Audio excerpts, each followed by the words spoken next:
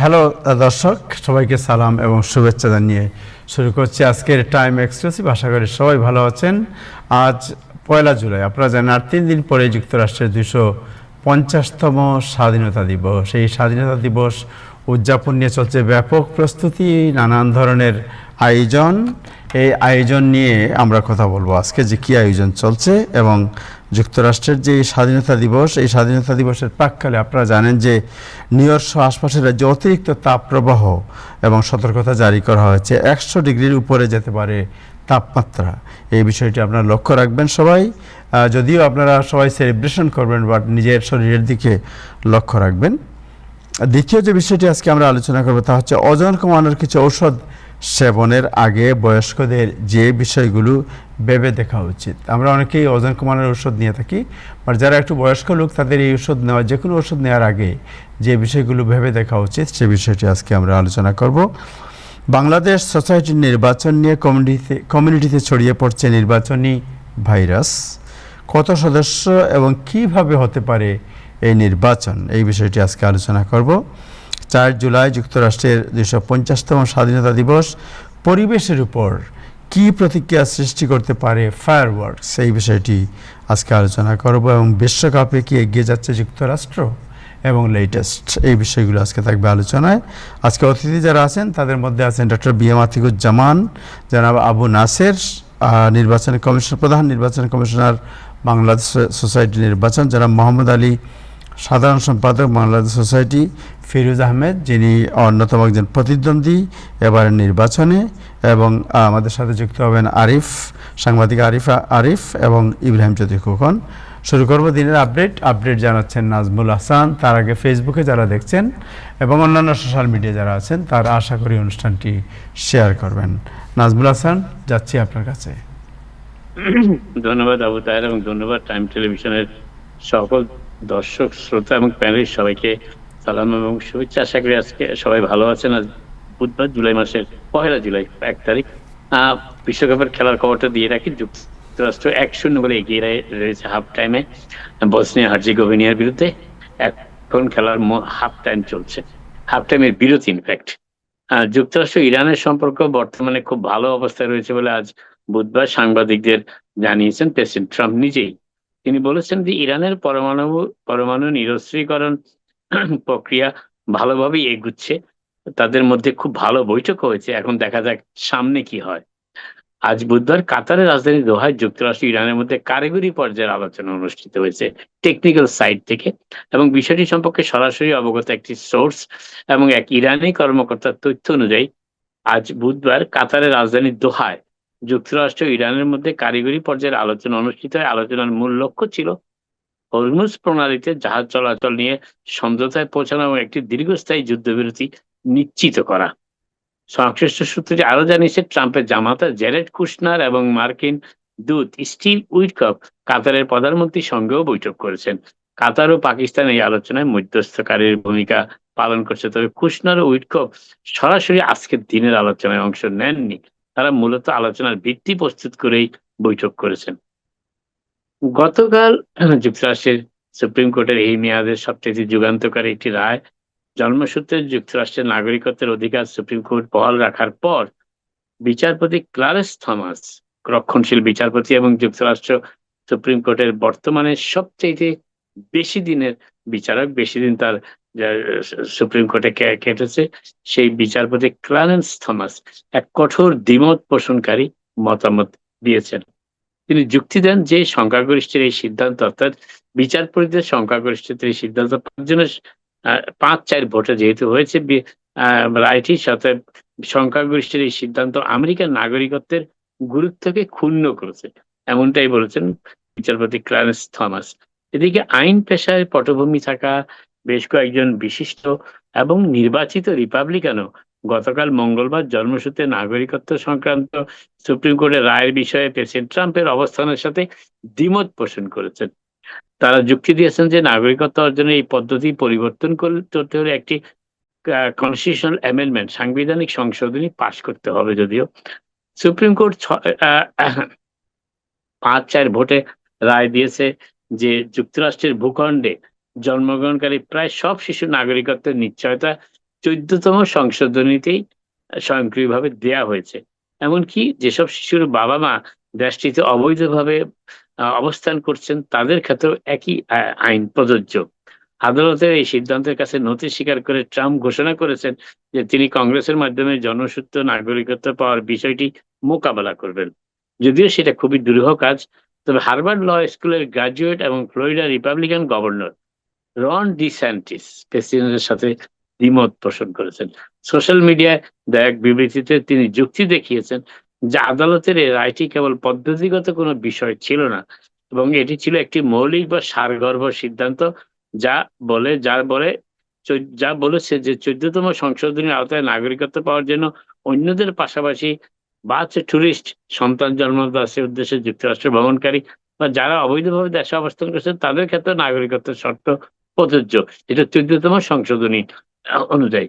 তিনি আরো বলেন যে এটি উল্টে দেওয়ার জন্য হয় কোনো সাংবিধানিক সংশোধনীর প্রয়োজন হবে অথবা ভবিষ্যতে কোনো আদালতের রায়ের অপেক্ষা করতে হবে। সেটি গতকাল আমি বলেছি যে সুপ্রিম কোর্টের বর্তমানে যে বিচারপতিদের অবস্থান রয়েছে ৬ জন রক্ষণশীল এবং ৩ জন উদারপন্থী। তার মধ্যে ২ জন রক্ষণশীল। তার মধ্যে একজন প্রেসিডেন্ট ট্রাম্প কর্তৃক মনোনীত হয়েছেন, যার বিচারপতি ব্যারেট। তিনি এবং জন রবার্ট, যাকে প্রেসিডেন্ট সিনিয়র বুশ মনোনয়ন দিয়েছিলেন ১৯৯০ সালে যুক্তরাষ্ট্রের প্রধানমন্ত্রীর পিতা হিসেবে। গত ৩৬ বছর ধরে তিনি যুক্তরাষ্ট্রের প্রধান বিচারপতির দায়িত্ব পালন করছেন। তিনি এবং অ্যামি ব্যারেট দুজনেই উদারপন্থীদের সাথে একমত পোষণ করায় প্রেসিডেন্ট ট্রাম্পের এই নির্বাহী আদেশটি নাকচ হয়ে যায়। যেভাবেই দেখা হোক না কেন, রন ডিস্যান্টিস লিখেছেন যে এই রায়টি একটি বড় পরাজয় রক্ষণশীলদের।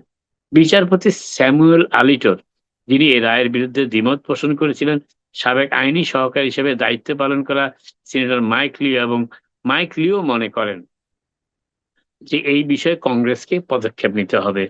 সোশ্যাল প্ল্যাটফর্ম এক্সে তিনি লিখেছেন, আমাদের একটি সাংবিধানিক সংশোধনীর প্রয়োজন হবে এই বিষয়ে। Missouri Republican senator Eric Smith, যিনি অতীতে স্থানীয় কাউন্সিলর এবং পরবর্তীতে স্টেটের অ্যাটর্নি জেনারেল হিসেবে দায়িত্ব পালন করেছেন, এক্সে এক দীর্ঘ পোস্টে সুপ্রিম কোর্টের রায়ের তীব্র সমালোচনা করে তিনি বলেছেন এই রায় ভুল, বিপজ্জনক এবং আমেরিকার সার্বভৌমত্ব ও জনগণের জন্য বিপর্যয়কর হিসাবে মন্তব্য করেছেন তিনি, এবং জাতীয় সংকটের মুহূর্তে সংবিধানের নির্দেশ অনুযায়ী কাজ করার জন্য কংগ্রেসকে পদক্ষেপ নেওয়ারও আহ্বান জানিয়েছেন স্মিথ। তবে জনসূত্রে নাগরিকত্বের বিষয়ে মঙ্গলবার সুপ্রিম কোর্টের রায়ের পর হোয়াইট হাউসের deputy chief of staff Stephen Miller নথিপত্রহীন অভিবাসীদের ঘরে জন্ম নেওয়া শিশুদের প্রসঙ্গটা নিয়ে মেক আমেরিকা গ্রেট অ্যাগাইন এর নতুন প্রচার কৌশল বা আলোচনার বিষয়বস্তু সামনে নিয়ে এসেছেন। ফক্স নিউজের উপস্থাপক জেসি ওয়াল্টার্সের সঙ্গে আলাপকালে মিলার শীর্ষ আদালতের এই রায়ের সমালোচনা করেন এবং বার্থ ট্যুরিজম বা জন্ম পর্যটন, যা তিনি অবজ্ঞাসূচক অর্থে ব্যবহার করেছেন, সেই বিষয়টির মোকাবেলায় যুক্তরাষ্ট্রের ইমিগ্রেশন নীতিতে সংস্কার আবার প্রয়োজনীয়তার কথা উল্লেখ করেছেন। কিন্তু জন্মসূত্রে নাগরিকত্ব বিষয়টি থাকলে এর অর্থ দাঁড়ায় যে কেউ যদি গর্ভাবস্থায় শেষ পর্যায়ে ৯ মাসের অন্তঃসত্ত্বা অবস্থায় কেবল ঘুরে দেখার অজুহাতে এখানে আসেন, তবে কয়েক সপ্তাহের মধ্যেই তিনি আজীবন যুক্তরাষ্ট্রের নাগরিকত্বের অধিকারী এবং শিশুর মা হয়ে যান। আর এই মাধ্যমে ওই শিশুটি তার সারা জীবনের জন্য যুক্তরাষ্ট্রের অর্থ ও সরকারি সুযোগ সুবিধা পাওয়ার একটি সরাসরি পথ পেয়ে যায়। মিলার এই কথাটাই বলেছেন। ওয়াল্টার জানতে চেয়েছিলেন মিলার কি গর্ভবতী বিদেশি নারীদের যুক্তরাষ্ট্রে প্রবেশ এমনকি সাময়িকভাবে হলেও নিষিদ্ধ করার কথা বিবেচনা করছেন।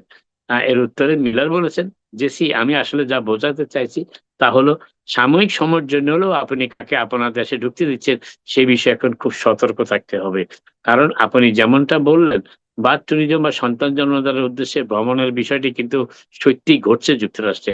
মানুষ কেবল যুক্তরাষ্ট্রের ভূখণ্ডে সন্তান জন্ম দেওয়ার জন্যই এখানে আসে, আর সেই শিশুটি আজীবনের জন্য যুক্তরাষ্ট্রের নাগরিকত্ব পেয়ে যায়। এটিও বলেছেন মিলার। যুক্তরাষ্ট্রে বিদেশজাত গর্ভবতী নারীদের প্রবেশ নিষিদ্ধ করার ধারণাটি কেবল মিলারই দিচ্ছেন না। গত মঙ্গলবার হাউস অব রিপ্রেজেন্টেটিভ সদস্য অ্যান্ডি ওগলস, যিনি টেনেসি থেকে নির্বাচিত রিপাবলিকান সদস্য, তিনি আঙ্কার্স অ্যাওয়ে অ্যাক্ট নামে একটি বিল উত্থাপন করেছেন কংগ্রেসে। এই বিলের মূল লক্ষ্য হচ্ছে নির্দিষ্ট কিছু বিদেশজাত গর্ভবতী নারীর যুক্তরাষ্ট্রে সীমিত করা অথবা পুরোপুরি নিষিদ্ধ করে দেওয়া আইনের মাধ্যমে, কংগ্রেসে পাশ করা আইনের মাধ্যমে। মঙ্গলবার সোশ্যাল মিডিয়ায় পোস্ট করা এক ভিডিওতে সেই হাউস অব রিপ্রেজেন্টেটিভ সদস্য কংগ্রেসম্যান গুগলস বলেছেন, আমার এই বিল বা আইনের মাধ্যমে আমরা সেই বিষয়টি সংশোধন করে আমাদের প্রতিষ্ঠাতাদের মূল অভিপ্রায়ের পথে ফিরে যাব। সংক্ষেপে বলতে গেলে এই বিল অনুযায়ী আপনি যদি গর্ভবতী হন তবে আপনি এই দেশে প্রবেশ করতে পারবেন না।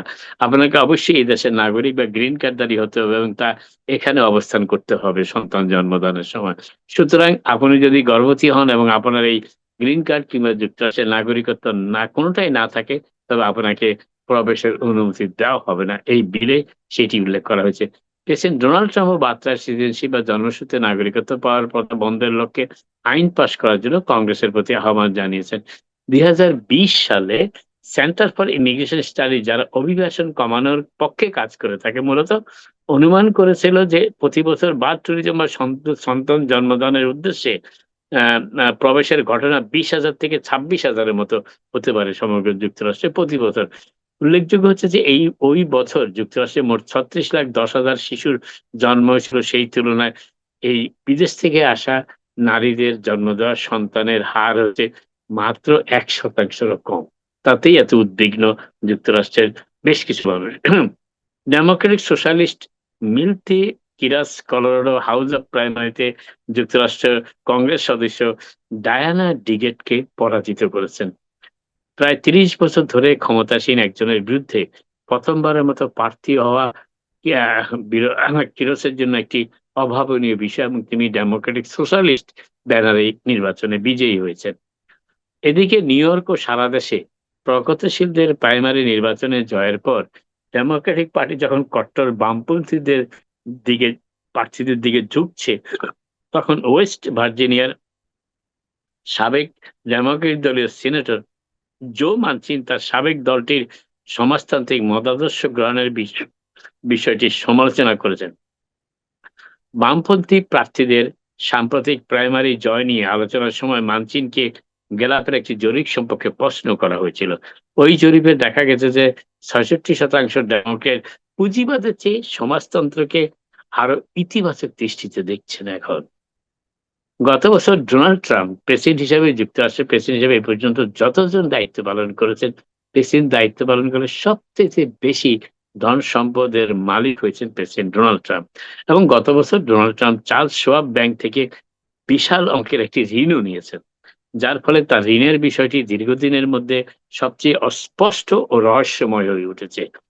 সম্প্রতি প্রকাশিত নৈতিকতা এথিক্স বিষয়ক এক নথিপত্র অনুযায়ী এই নতুন ঋণের মূল অর্থের পরিমাণ হচ্ছে $50 মিলিয়ন বেশি এবং এর সুদের হার হচ্ছে 3.9%।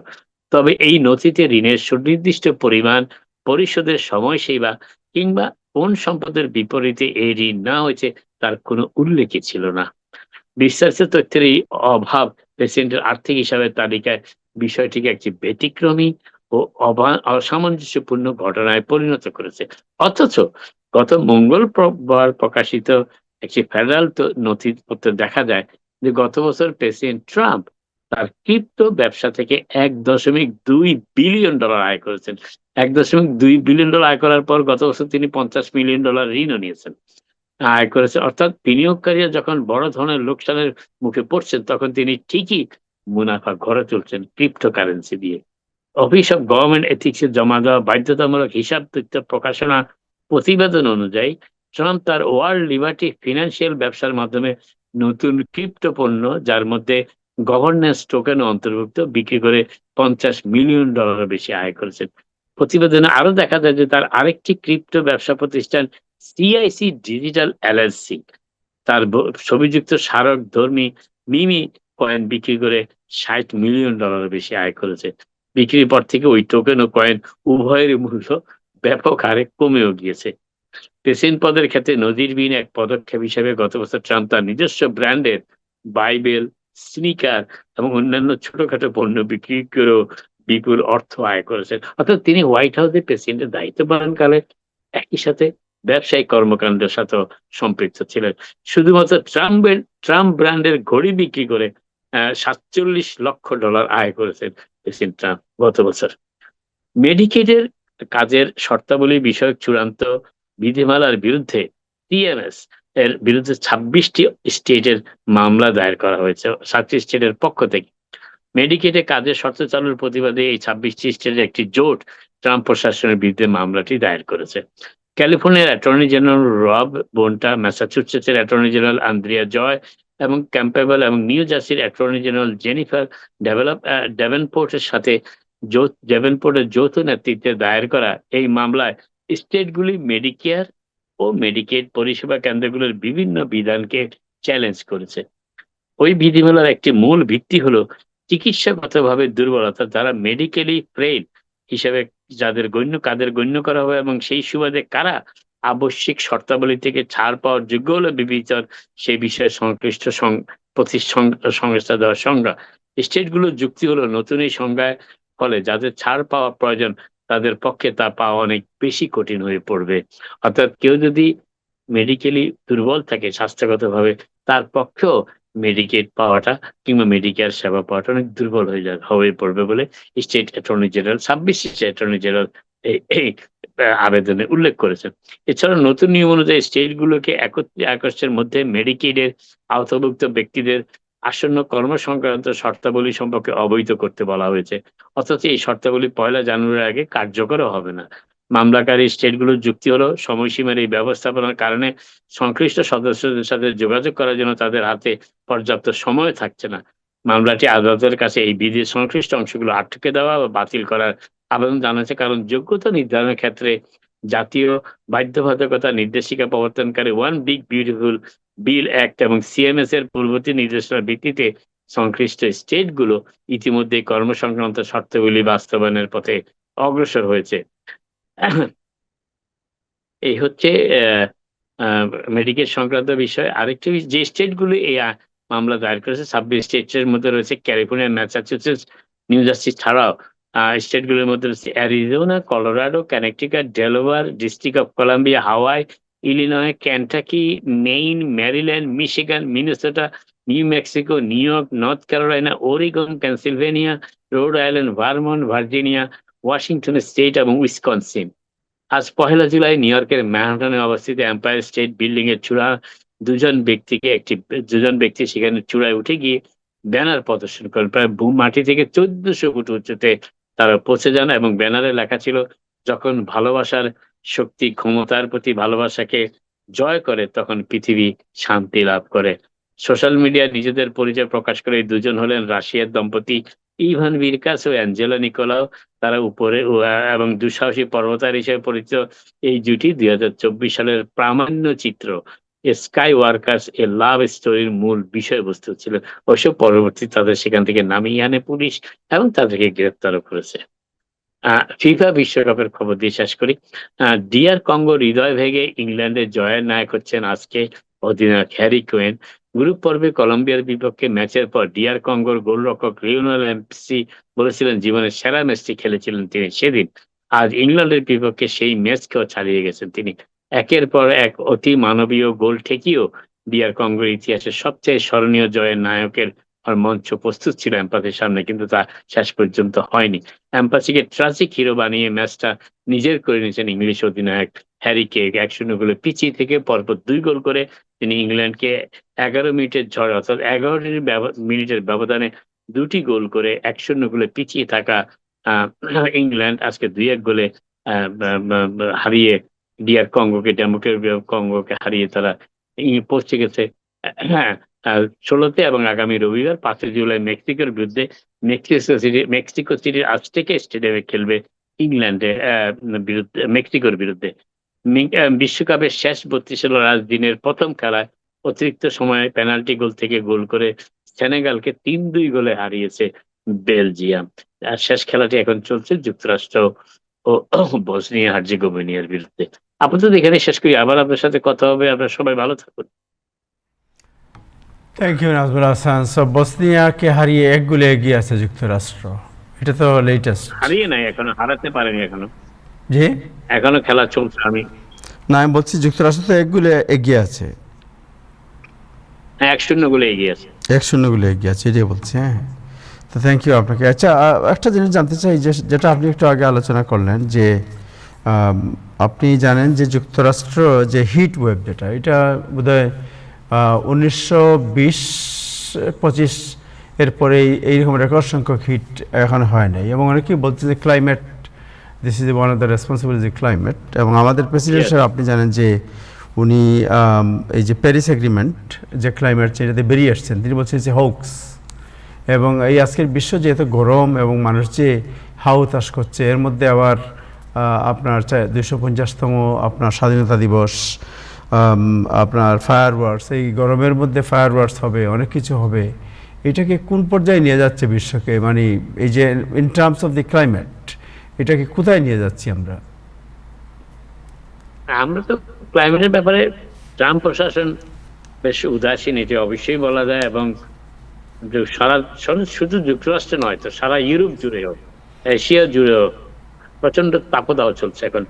গতকালই তো শুনলাম ইউরোপের আরেকটি দেশে 1000 মানুষের মৃত্যু হয়েছে।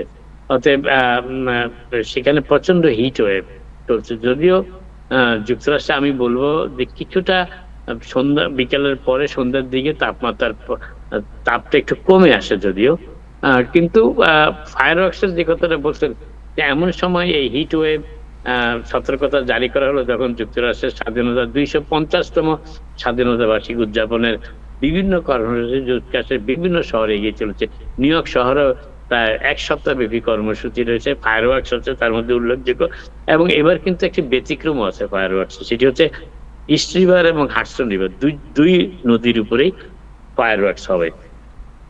আরেকটি বিষয় হচ্ছে টাইমস স্কোয়ার থেকে বল নামানো হবে, এবং খুব সম্ভবত একাধিক বল সেখান থেকে নামানো হবে। এই বিষয়ে আমি আগামীকাল এই কর্মসূচির বিষয়ে পুরোপুরি জানাবো, আপনাদের অবহিত করব। তবে সতর্ক থাকতে বলা হয়েছে জনগণকে, এবং প্রয়োজনে তাছাড়া অনেক খেলার কারণে, বিশ্বকাপের কারণে অনেকেই এখন ঘরে কিংবা অফিসে বসে খেলা দেখছেন, তারা রাস্তায় ঠিক একটা তেমন বেরোচ্ছে না খেলার সময়। এবং দিনে 3টি করে খেলা, অতএব দিনের আজকে সকাল থেকে এখনো পর্যন্ত 3টি খেলা অনুষ্ঠিত হয়েছে। অতএব বেশিরভাগ মানুষই যারা খেলা দেখেন তারা কিন্তু এই তাপের প্রভাবটি অতটা ফিল করছে না। যদি রাইট, সো না, সহজ একটা প্রশ্নই করতে যাচ্ছিলাম, এটার উত্তর আপনি জানি না কেন মানে সহজভাবে দিচ্ছেন না। সেটা হচ্ছে যে ওকে, সো উনি ক্রিপ্টোকারেন্সি দিয়ে $1 বিলিয়ন ইনকাম করছেন হোয়াইট হাউসে বসে শীতাতপ নিয়ন্ত্রিত রুমের মধ্যে, আর আমরা আপনার 100 ডিগ্রির উপরে গরমে পুড়ে ছাই হয়ে যাচ্ছি, এবং এই ক্লাইমেট চেঞ্জ থেকে উনি বেরিয়ে যাচ্ছেন, বলছেন এটা হোক্স। এই যে একটা অবস্থা, সাধারণ মানুষ এবং ওনার মধ্যে যে আপনার সম্পর্কের যে কত ফারাক, এই বিষয়ে আপনার হোয়াট ইজ ইউর অপিনিয়ন? আমি তো এই বিষয়ে আমার মতামত রাখ, আমি ইব্রাহিম চৌধুরীর মতামতটা শুনতে চাই। কি পরিমাণ মানে নিশানা করতে পারলে টার্গেট করে, মানে আজকে 2050 বছরের যুক্তরাষ্ট্র তার স্বাধীনতা পালন করবে। স্বাধীনতার এই সময় ফায়ার ওয়ার্ক, স্বাধীনতার এই সমস্ত উদযাপন, এটা এটা হয়ে আসছে। দেখুন এটার সাথে পরিবেশ, আর পরিবেশ কি আর আগে কোনোদিন আসছিল না, এবার আসছে। আগের বার আমরা বলছি, মিনমিনাইয়া বলছি। এখন মানে এই এই এই এই যে এত খরচের মধ্যে কি আপনি বিয়া শাদীর অনুষ্ঠান বাদ দিতেন? আপনি কিছুই বাদ দেন না। এগুলা আসলে কি পরিমাণ, এনিওয়ে মানে পরিবেশের জন্য কি ক্ষতি করতে পারে, এটা এটা আমরা আলোচনা করতে পারি। তো আলোচনা করলে আমরা কি করবো? এই আলোচনাটা প্রেসিডেন্ট ডোনাল্ড ট্রাম্পকে গালাগালি করার মানে একটা কারণ।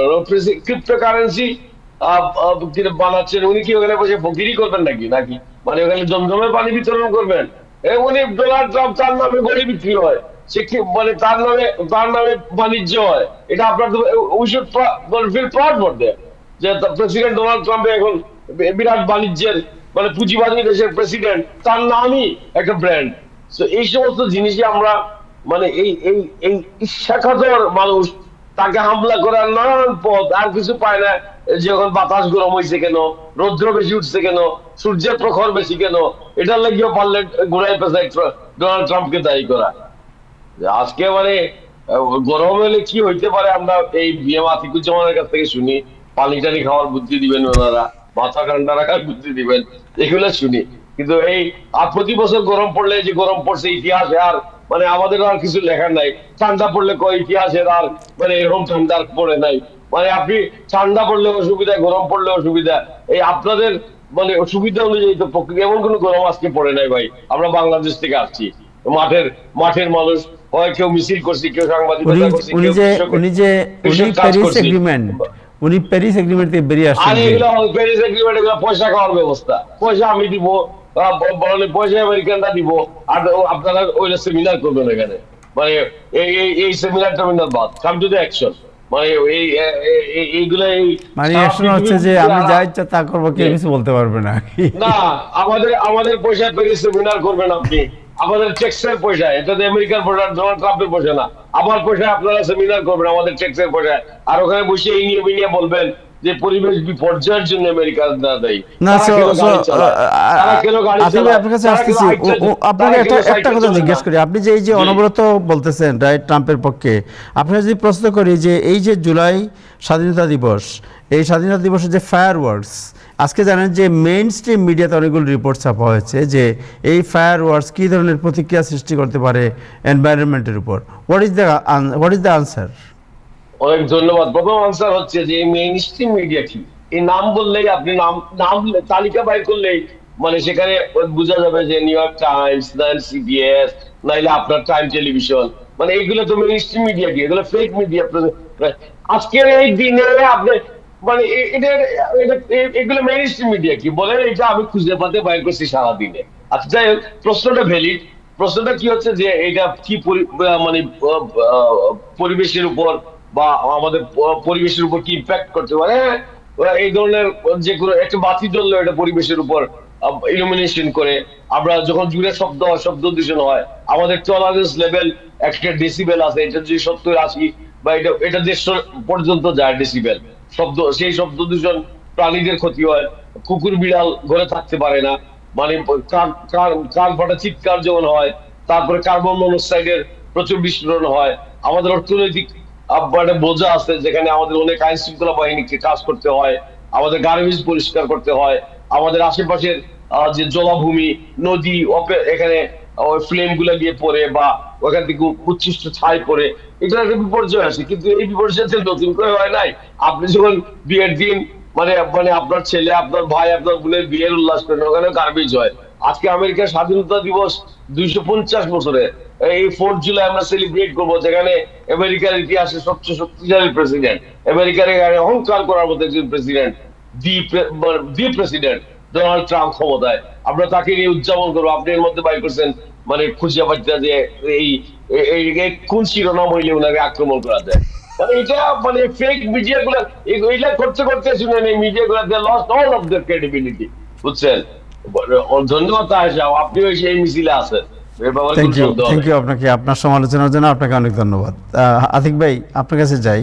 আমি কিন্তু খুব ভালো নিয়তে এই সাবজেক্টটা চুজ করেছিলাম যে এই যে ফায়ার ওয়ার্কস হবে এবং এই যে বিপজ্জনক গরম, এই গরম, এই ক্লাইমেট চেঞ্জ, এটার সাথে উনি ট্রাম্পকে নিয়ে এসে একটা লেজে গোবরে অবস্থা করেছেন। এই জন্য আপনাকে, যাই হোক ইব্রাহিম সাহেব, আপনাকে অনেক ধন্যবাদ। আতিক ভাই আপনার কাছে যাই একটু জানি, এটা ভেরি ইম্পর্টেন্ট একটি সাবজেক্ট। আমাদের যাদের বয়স হচ্ছে দিনে দিনে, এই আমরা কী করি, ওজন কমানোর ওষুধ খাই, আমরা পেট মোটা হয়ে যায়, শরীর ভারী হয় একটু, ওজন কমানোর ওষুধ খাই। কিন্তু এই ঔষধের যে অ্যাকশন রিয়াকশন এবং উপজীব্যতা, শরীরের সাথে কোনটা অ্যাডজাস্ট করবে কোনটা অ্যাডজাস্ট করবে না, একটা বড় বিষয় আছে। এই বিষয়টি আমরা কখনো ভাবি না। আমরা মনে করি একটা জাস্ট ধরলাম, একটা ওষুধ কিনলাম, খেয়ে ফেললাম।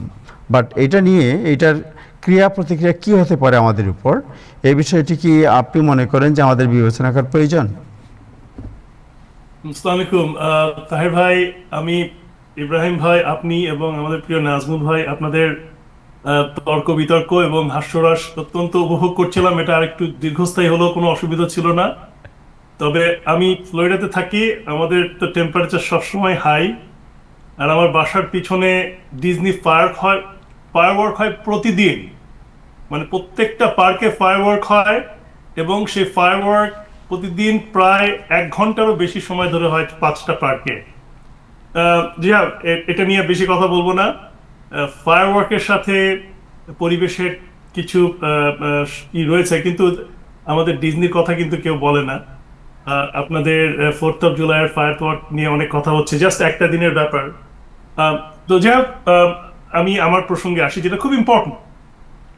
সেটা হলো সারা বিশ্বে এখন মেডিকেল সায়েন্সে অন্যতম আলোচিত বিষয় হলো জিএলপি এবং ওজন কমানোর ওষুধ, ওয়াগোভি নামে পাওয়া যায়, যেটা হলো সেমিগ্লুটাইড। আবার টিরজেপাটাইড যেটা জেব্বাও নামে পাওয়া যায়। এটা শুধু ওজন কমাচ্ছে না, এটা diabetes, heart disease, fatty liver, এগুলো সব অনেক রোগীর ঝুঁকিও কিন্তু কমিয়ে দিচ্ছে। তবে সাম্প্রতিক গবেষণা এবং বিশেষজ্ঞদের একটা গুরুত্বপূর্ণ বার্তা হলো যে যাদের আমাদের বয়স বাড়ছে তাদের শুধু ওজন কমানোই যথেষ্ট না। আমরা সুস্থভাবে বয়স বাড়ছে কিনা এবং এই ওজনটা আমাদের সুস্থভাবে বয়স বাড়ার ক্ষেত্রে কোনো প্রতিবন্ধকতা সৃষ্টি করছে কিনা সেই ব্যাপারটাও কিন্তু চিন্তা করা দরকার। এটা কিন্তু খুবই ইম্পর্টেন্ট জিনিস। আগে আমরা মনে করতাম যে বয়স বাড়লে কিছুটা অতিরিক্ত ওজন বাড়লে তেমন একটা ক্ষতিকর না, কিন্তু আমরা এখন জানি যে অতিরিক্ত চর্বি শরীরে দীর্ঘমেয়াদী ইনফ্লামেশন বা প্রদাহ সৃষ্টি করে। এর ফলে ডায়াবেটিস হয়, হাই ব্লাড প্রেশার বেড়ে যায়, হৃদরোগ হয়, ফ্যাটি লিভার হয়, ঘুমের সমস্যা হয়, বিশেষ করে স্লিপ অ্যাপনিয়া, এবং চলাফেরার অসুবিধা হয়। তাই যাদের ওজন বেড়ে গেছে তাদের জন্য তো ওজন কমানো অবশ্যই দরকার। কিন্তু এখানে একটা অত্যন্ত গুরুত্বপূর্ণ প্রশ্ন যে ওজন কমার সাথে সাথে আপনার শরীরের মাসলও যদি কমে যায় তাহলে কি সেটা ভালো হবে কিনা। এটা নিয়ে আসলে আমাদের চিকিৎসা বা যারা গবেষণা করেন তাদের মধ্যে সবচেয়ে বেশি আলোচনা। কারণ বয়স বাড়ার সাথে সাথে আপনি জানেন যে আমাদের শরীর স্বাভাবিকভাবেই কিছু মাসল বা পেশি কিংবা হাড়ের শক্তি হারাতে থাকে, এটা নর্মাল।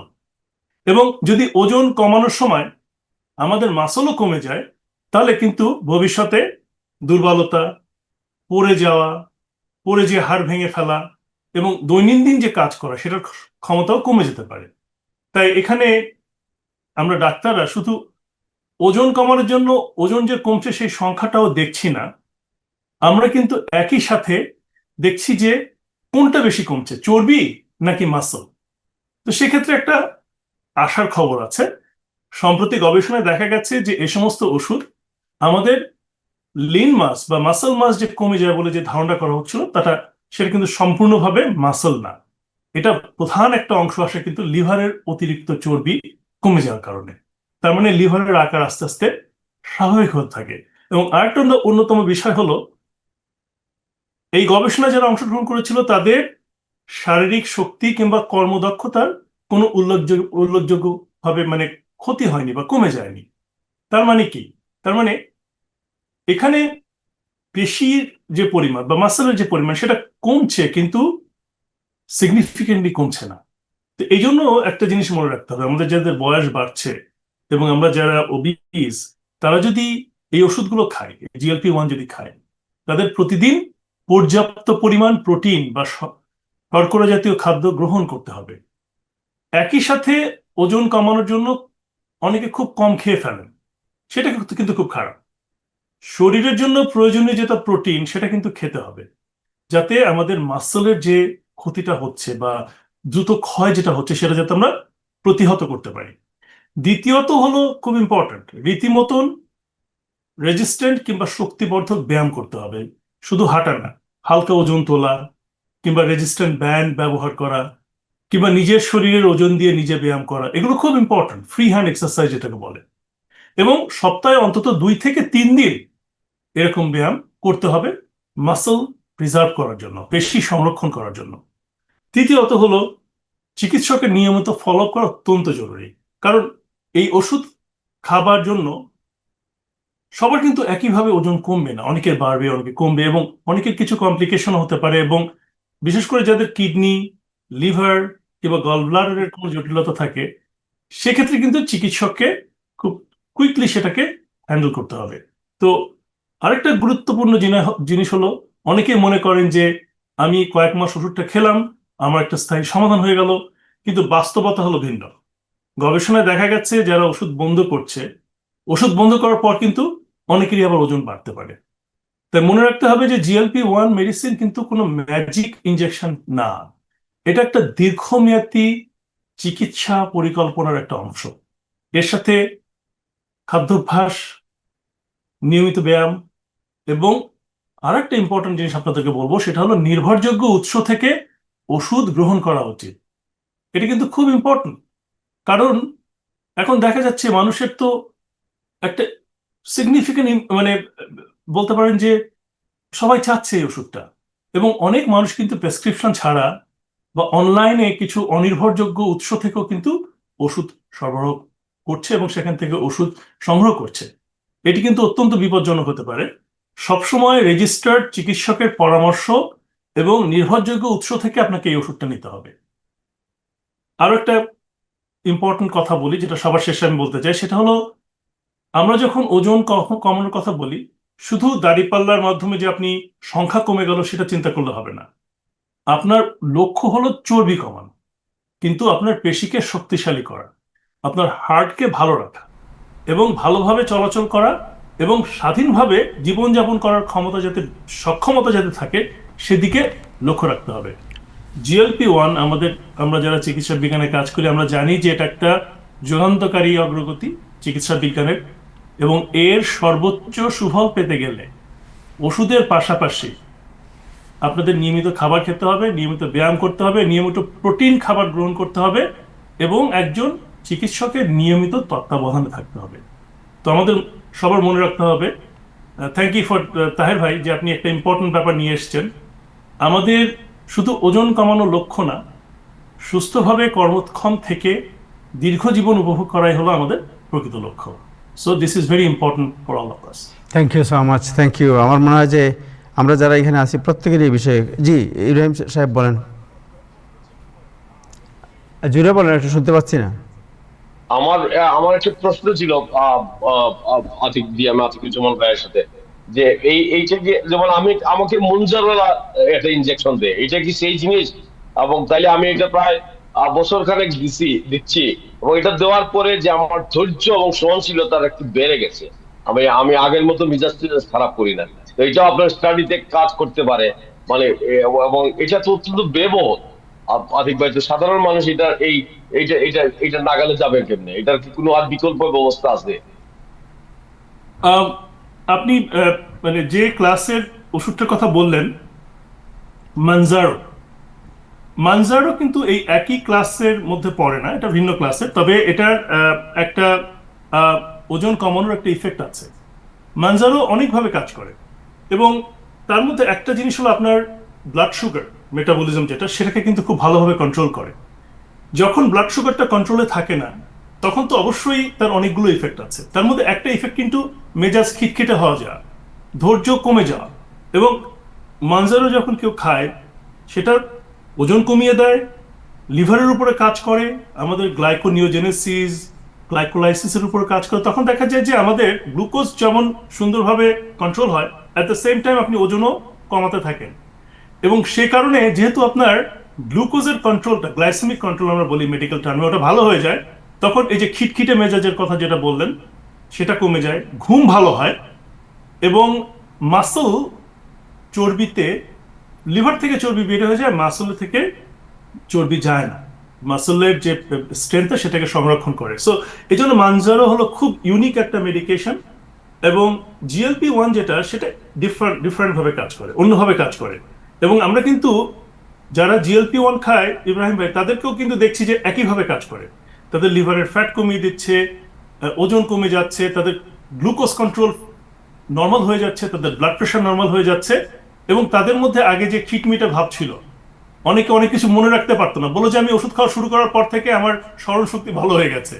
তার একটা কারণ হলো তার ওজন কমে গেছে, তার ঘুম ভালো হচ্ছে, তার ব্রেন ভালোভাবে কাজ করতে পারছে, অক্সিজেনেশন ঠিক মতন হচ্ছে ঘুমের সময়। সো অনেকভাবে কাজ করছে এই ওষুধগুলো এবং ওভারঅল ইফেক্ট কিন্তু মানে ট্রিমেন্ডাস। আমি জানি না লং টার্ম ইফেক্ট কি, তবে ওভারঅল ইফেক্ট এখন পর্যন্ত আমরা জানি। শুধু তাই না, যারা এই সমস্ত ওষুধ খাচ্ছে দেখা যাচ্ছে যে তাদের ইভেন ক্যান্সার, যাদের ক্যান্সার আছে তারা যারা এই ওষুধ খাচ্ছে তাদের ক্যান্সার সাপ্রেশন হয়ে যাচ্ছে, ক্যান্সারের যে বিস্তার সেটা কমে যাচ্ছে। সো এই ওষুধের ব্যবহার এখন নানাভাবে আমরা চেষ্টা করছি, নানাভাবে নানা ইন্ডিকেশনে। This is miracle, this is a great time of medicine. Thank you so much, thank you. Ibrahim Saheb, আপনি যদি এক ডোজ দেন, আমার মনে ডাবল ডোজ দেন, আপনার যে বলছেন মেজাজের যে এটা আমরা তেমন বুঝতে পারছি না, আপনি যদি বুঝে থাকেন তাহলে ডাবল ডোজ দেন। ডাবল ডোজ দিলে মানে একটু বোঝা যাবে তখন।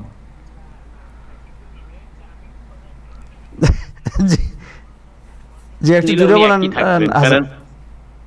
যে কি বললেন নাজমুল ভাই? উনি কোয়াড্রুপল ডোজ নিলেও একই থাকবেন।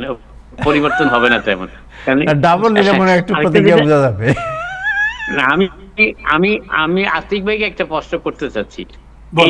এই পর্যায়ের ওষুধগুলোর মধ্যে কোনটা সবচেয়ে বেস্ট? আম, আপনি একটা খুব ইম্পর্টেন্ট প্রশ্ন করেছেন নাজুল ভাই। মানে এই ওষুধগুলোর কিন্তু মানে কুকি কাটার ফর্মুলা না, মানে যেটা একজন মানুষের জন্য খুব ইফেক্টিভলি কাজ করছে আরেকজন মানুষের মধ্যে সেটা ঠিক ওইভাবে কাজ করবে না। এবং প্রত্যেকটা মানুষের মেটাবলিজম, প্রত্যেকটা মানুষের ফ্যাট কন্টেন্ট শরীরে বা লিভারে বা অন্যান্য জিনিস দুভাবে কাজ করে। তো এখন GLP-1 যেটা আছে তার মধ্যে একটা যেটা ওয়াগোভি নামে, সেটা ধরেন একটা হরমোনের এগেনস্টে খুব ভালো কাজ করে। আবার আরেকটা জিএলপি আছে যেটা আমরা ইউজ করি, যেটা শুধু জিএলপি না, জিডিআইপি বলে আরেকটা হরমোন আছে যেটা ইনক্রেটিন হরমোন কাজ করে, ওটাও কিন্তু ইফেক্টিভলি কাজ করে। সো এই ওষুধগুলো আসলে আমি বলবো না যে এটার চেয়ে এটা ভালো, এটা খুব ডিপেন্ড করে যে ইন্ডিভিজুয়ালের উপরে। যেমন কেউ দেখা গেল যে ওয়াগোভি নিয়েছে, তার খুব ভালো কাজ করছে, তার ভাই বলল যে আমিও নিব সেটা, কিন্তু দেখা গেল যে সে টলারেট করতে পারলো না, তখন তাকে আরেকটা মেডিসিন দিল এবং সে সেটাতে ভালো রিয়াক্ট করলো। সো আমি যে কথাটা বলবো যে কেউ যদি বলে যে এই ওষুধের চেয়ে জিএলপি, এই ওষুধের চেয়ে এই ওষুধটা ভালো, এটা কিন্তু সঠিক কথা না। It is very individualised. এবং আমার মনে হয় এটার জন্য একটা ডাক্তার যারা মেটাবলিজম নিয়ে কাজ করেন কিংবা যারা প্রাইমারি কেয়ার ডাক্তার তারাও ব্যবহার করেন বা এন্ডোক্রাইনোলজিস্টরাও ব্যবহার করেন, তাদের সাথে কথা বলতে হবে যে কোনটা আমার জন্য বেটার।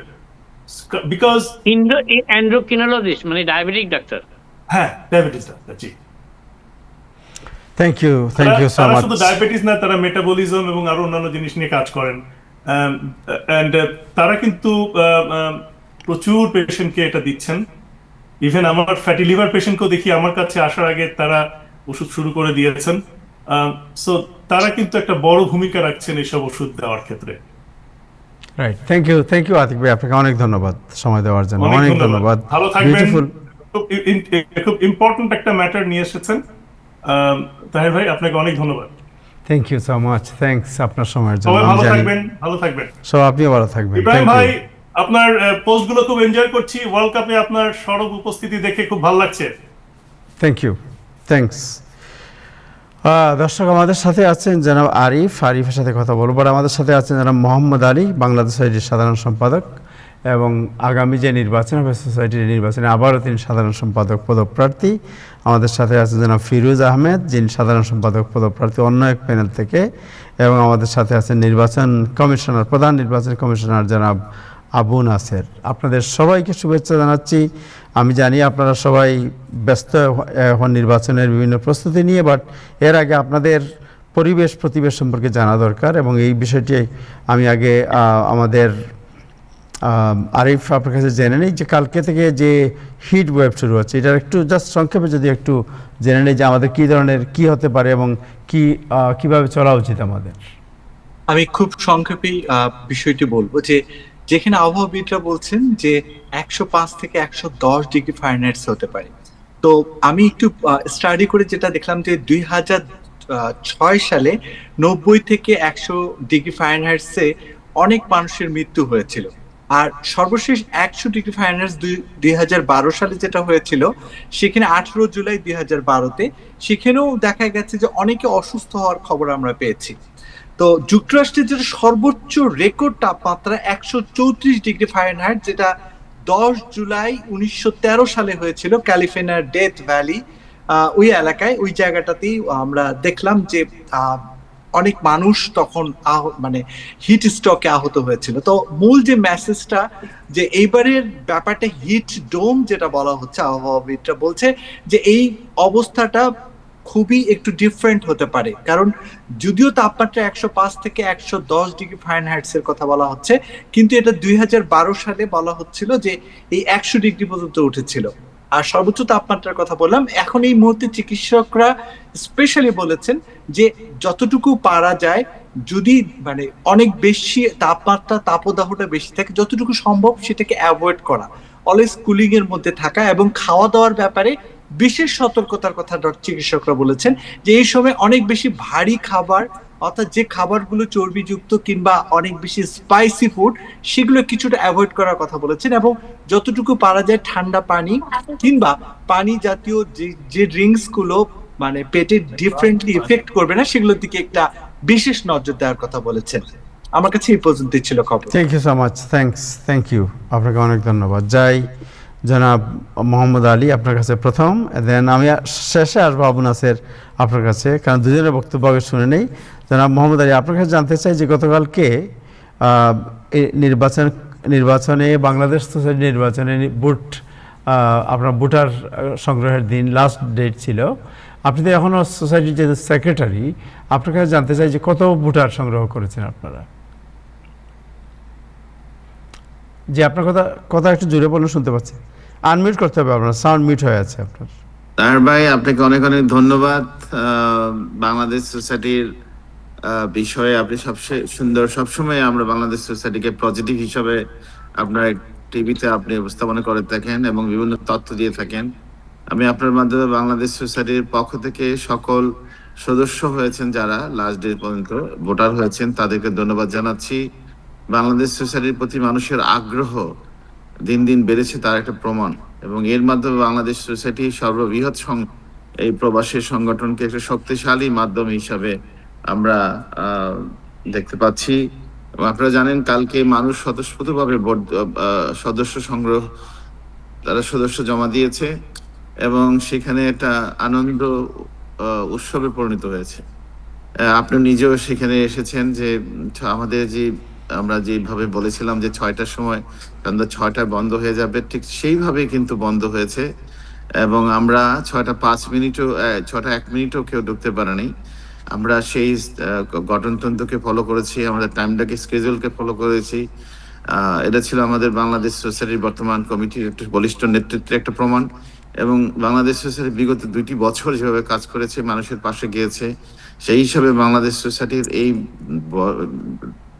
নিবন্ধন প্রক্রিয়া গতকাল যে স্বচ্ছতা সূচি হয়েছে, এবং আপনাকে খুশি করতে পারবো, আমাদের দর্শকরা যারা ভোটার হয়েছে তাদের উদ্দেশ্যে বলবো বাংলাদেশ সোসাইটির রেকর্ড সংখ্যক ভোটার হয়েছেন আগামী নির্বাচনের জন্য, তাদেরকে অগ্রিম অভিনন্দন জানাচ্ছি। সংখ্যাটা হচ্ছে, প্রথমে নতুন ভোটার দিয়ে শুরু করি। নতুন ভোটার হয়েছে টোটাল 34,295, ওয়াও, যেটা বাংলাদেশ সোসাইটির রেকর্ড। লাস্টে ছিল, তখন আমি ট্রেজারার ছিলাম 2017-18, সেখানে ছিল 27,510 ভোট ছিল, 10 জন ভোটার হয়েছিল। 34,000-এর উপরে মেম্বার, 34,000 নতুন ভোটার হয়েছেন এবং 34,295। আপনারা জানেন যে আমরা গত সপ্তাহে বুধবার থেকে, অর্থাৎ 24 তারিখ থেকে আমরা 5টা থেকে অফিস খোলা রেখেছি, শুক্রবার ছাড়া। সেখানে আমরা 29 তারিখ পর্যন্ত আমরা 7,025টি সদস্য আমরা সংগ্রহ করেছি 29 তারিখ পর্যন্ত, এবং এই 2025-এর মধ্যে 7,025-এর মধ্যে আমাদের সাথে যোগ হয়েছে। আমরা এজিএম এবং স্পেশাল এজিএম এর মধ্যে আমরা 377 জন সদস্য হয়েছিলেন, এবং মেম্বারশিপ ড্রাইভ করেছি আমরা 5টা বড়োতে। আপনারা জানেন বাংলাদেশ সোসাইটি যখন ভোটার হয় সেটা 5টা কেন্দ্রভিত্তিক। সেটা হচ্ছে উডসাইড, যেখানে আমরা জ্যাকসন হাইট বলি, জ্যাকসন হাইট লোকালয়, যেখানে জ্যাকসন হাইট 73rd স্ট্রিটে আমরা ভোটার সংগ্রহ করেছি। তারপরে আমরা জামাইকাতে এসেছি, তারপর আমরা ব্রুকলেন, ওজন পার্ক এবং ব্রন্সে, এইসব জায়গায় আমরা সদস্য সংগ্রহ করেছি গত এপ্রিল মাসে, মে মাসে, 2 মাসের স্কেজুলে। তারপরে আমরা বাংলাদেশ সোসাইটি অফিসের মাধ্যমে সংগ্রহ করেছি 7,025 জন, এবং আপনারা জানেন যে যেটা ইতিহাস হয়েছে গত জুনের, আমি গতকালের কথা বলছি, জুনের 30 তারিখের লাস্ট ডেট ছিল বাংলাদেশ সোসাইটির গঠনতন্ত্র অনুযায়ী। সেখানে আমরা সংগ্রহ করেছি 26,430। এটা হচ্ছে আমি বলবো যে এটা আমাদের আনুমানিক একটা হিসাব দিয়েছি, অফিসিয়ালি আমরা এটাকে কাউন্ট করব। জি।